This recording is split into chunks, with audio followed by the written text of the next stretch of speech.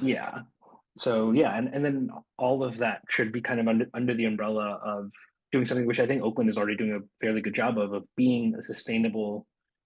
city where we are mindful of our effects on the environment, where we do create conditions for abundant housing and walkable neighborhoods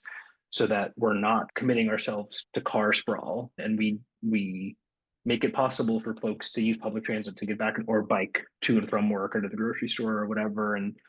people feel safe parking their bike outside so they can go inside and shop for groceries. All of that is kind of part to me of a thriving Oakland. Yeah. And I should say, because we're in Oakland, you also can't forget about the culture and the music and arts, and that should always kind of like be, I think, a part of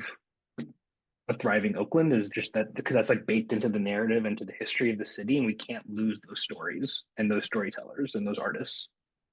And I especially love what you said about civil discourse and